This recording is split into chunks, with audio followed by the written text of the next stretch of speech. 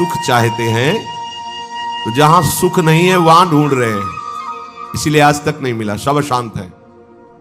आपको तो जो जो चीजें चाहिए, जो वस्तुएं, धन संपत्ति, पद की आकांक्षा रखते हैं, तो आपको लगता है अगर ये मिल जाते तो मैं सुखी हो जाता। अपने को ऐसे बहुत मिले हैं जिनके पास आप चाह रहे हैं, उनकी बहुत मात्रा में संग्रह किया हुआ है, बहुत अधिकारिता है, बड़ा पद है, खूब ऐश्वर्य है, जगत में उनका नाम है, सम्मान है, पर हृदय जल रहा है, हृदय अशांत है। क्यों? क्योंकि जहां शांति प्राप्त होती है वहां उनका संबंध ही नहीं है। अशांतस्य कुतः सुखम, जिसका चित्त अशांत है उसे सुख कैसा? ब्रह्म। कुछ वर्ष की आयु, शरीर समाप्त हुआ, न पद रह गया, न संपत्ति रह गई, न नाम रह गया, न व्यवहार रह गया, न परिवार रह गया, अकेले अपने कर्मों की पोटली बांध करके फिर नया जन्म, फिर वही पढ़ाई लिखाई, दुनिया का प्रपंच, नहीं तो अन्य योनियों में कीड़ा मकोड़ा, पशु पक्षी। विश्राम कहां है? अध्यात्म योग में। श्री भगवान कह रहे निःश्रेयसाय, मतलब दुखों का आत्यंतिक नाश, दुख का लेस नहीं जहां। अब अपने तो दुखालय में रह रहे हैं तो सुख को इसी में ढूंढ रहे हैं, तो हम समझते हैं कि अरबों खरबों रुपया मिल जाए, सुंदर सुंदर भोग सामग्री मिल जाए, मैं सुखी हो जाऊंगा। ऐसे अभी इसी भूमंडल पे हैं जिनको खुद पता नहीं कि मेरे पास कितनी धनराशि है, रोज नए नए भोग भोगते हैं, पर नींद नहीं आती, नींद की दवा लेना पड़ता है। मानसिकता बिगड़ी हुई है, विक्षिप्त है, हृदय जल रहा है, हर समय भयभीत है, कहीं ऐसा ना हो जाए, कहीं ऐसा। सुख विनिश्चितम बदामि तेन अन्यथा वचांस में, गोस्वामी जी कहते मैं सत्य कह रहा हूं, मेरी बात अन्यथा नहीं। जब तक तुम हरि भजन नहीं करोगे तब तक तुम्हें त्रिकाल में, त्रिभुवन में कहीं भी शांति नहीं। छूटवे के जतन विशेष बांधे जाएगो, वह विष भोजन जो सुधा सानी खाएगो। अगर अमृत भी खाएगा तो विष बन जाएगा। हरि विमुखता में तुझे कहीं शांति नहीं मिलेगी। अगर हरि के सन्मुख हो तो विष भी अमृत हो जाए। गरल सुधा रिपु करहि मिताई, गोपद सिंधु अनल शीतला। आग शीतल चंदन की तरह हो जाएगी। समुद्र जो अथाह अगाध है वो गाय के खुर के गड्ढे के समान हो जाएगा। विष अमृत बन जाएगा, दुश्मन सब मित्र बन जाएंगे यदि हरि की कृपा हो जाए तो ये हरि के चरणों का आश्रय ही आत्यंतिक सुख का स्वरूप है। ये कैसे प्राप्त होता है? तो श्री भगवान कहते हैं कि मन ही बंधन और मोक्ष का कारण है। ये जब किसी विषय का चिंतन करता है भोग भावना से, किसी व्यक्ति का चिंतन करता है राग या द्वेष से, तो ये बंधन का कारण बन जाता है। अगले जन्म की ये पूरी तैयारी करा देता है। नाना प्रकार के भ्रमात्मक दुख सुखों में फंसा देता है। और जब यही मन प्रभु का चिंतन करने लगता है, प्रभु के नाम का, प्रभु के रूप का, प्रभु की लीलाओं का, प्रभु के गुणों का, प्रभु के भक्तों का, तो यही मोक्ष का खुला हुआ द्वार हो जाता है। यही मन, जब मन किसी व्यक्ति को भगवत भाव से, किसी भोगों को प्रभु की सेवा में अर्पित करने के लिए, यही मोक्ष का कारण बन जाता है। और जब किसी भोगों को स्वयं भोगने के लिए और किसी व्यक्ति को राग द्वेष से, यही बंधन का कारण स्पष्ट। इसीलिए भगवान बहुत जोर देते हैं अनन्य चिंतन पर। तुम्हारा चिंतन भगवत भाव से निरंतर चलता रहे तो जितनी श्वासें हैं वो प्रभु को अर्पित कर देने का फल होगा, प्रभु के समीप पहुंच जाना। ये तो बहुत कठिन है। मन को संसार के चिंतन से हटा करके प्रभु के चिंतन में लगाना, ये तो बहुत कठिन है, क्योंकि हमारी आसक्ति हो गई है शरीर में, शरीर संबंधियों में, भोगों में, पद प्रतिष्ठा में। बड़ा सुख लगता है, जब हमारा यश, हमारी प्रतिष्ठा, हमारा मान, हमारा ऐश्वर्य, हमारा संबंध ये बहुतायत में दिखाई देता है तो अहंकार को बड़ा सुख मिलता है। यही दुख में फंसने का मूल कारण है और संसार में यही उद्देश्य रखा जाता है। देखो ना ब्रह्म, जो हमारे दुख का मूल कारण है वही हम उद्देश्य लिए घूम रहे हैं, तो सुख कैसे मिलेगा?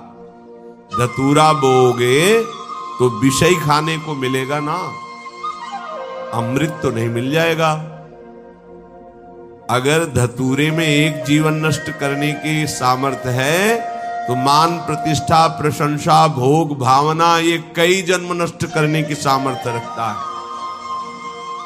बुद्धि हमारी भ्रमित है, इसलिए हम समझ नहीं पा रहे।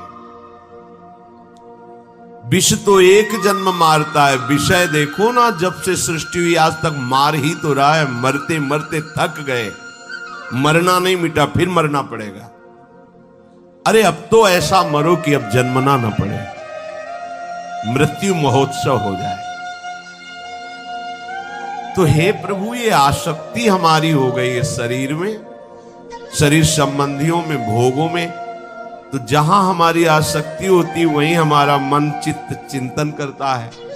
और आप कह रहे हैं कि अगर मन चिंतन करे निरंतर प्रभु का तो मुक्त है, जीवन मुक्त है। अभी कैसे हो सकता है ऐसा? तो श्री भगवान ने कहा, प्रसंगमजरम पाशमात्मनः कवयो विदुः स एव साधु सुकृतो मोक्ष द्वारमपावृतम्। खुला हुआ मोक्ष का द्वार खुल गया। क्या? जो तुम्हारी शरीर में आसक्ति है, शरीर के रिश्ते नाते संबंधियों में आसक्ति है, भोगों में आसक्ति है, वही नरक का खुला हुआ द्वार है। कैसे? त्रिविधम नरकस्येदम द्वारम नाशन मात्मना कामः क्रोधा तथा लोभा तस्मादेत्रयम् त्यजेत। जब तुम शरीर भाव से होते हो तभी तुम्हें काम वेदना सताती है। काम में बाधा पड़ने पर क्रोध का जागरण होता है, क्रोध ही नाश का स्वरूप बन जाता है। क्रोध हमारी स्मृति का नाश करता है, स्मृति से बुद्धि नष्ट हो जाती है, बुद्धि नाश ही सर्वनाश हो जाता है। काम, क्रोध और लोभ ये नरक के खुले हुए द्वार है। अगर यही आसक्ति प्रभु के प्रेमी महात्मा के चरणों में हो जाए तो कह रहे हैं मोक्ष द्वारम अपावृतम, खुल गया मोक्ष का द्वार। अब बस केवल प्रवेश करना है, अर्थात उनकी आज्ञा का पालन करना है। जो आसक्ति शरीर में, भोगों में, संबंधियों में है, यदि वो श्री भगवान के प्रेमी महात्मा सदगुरुदेव के चरणों में हो जाए तो मोक्ष का खुला हुआ द्वार है। अजात शत्रुः, अगर एक भी व्यक्ति के प्रति शत्रु भाव रहेगा तो यहां लौट के आना पड़ेगा। एक भी व्यक्ति से आसक्ति हो गई तो लौट के आना पड़ेगा। मृग के बच्चे से हुई मृग बन गए, पुरंजनी से हुई पुरंजनी बन गए। हमारी ऐसी भगवत भावना बढ़े कि पूरी सृष्टि में कोई एक भी शत्रु ना हो। जो तुमसे द्वेष करे उसको प्रणाम करो। यदि भगवत प्राप्ति के मार्ग में बढ़ रहे हो, जो तुमसे ना बोले उससे तुम कभी भी रूठो मत। सामने पड़े तो राधे राधे, श्री हरि। कभी ऐसा नहीं कि ये तो दुष्ट है, मैं गाली देता। नहीं नहीं, हमारा प्रभु ही हमारे हृदय को मजबूत करने के लिए ऐसा स्वांग रच रहा है।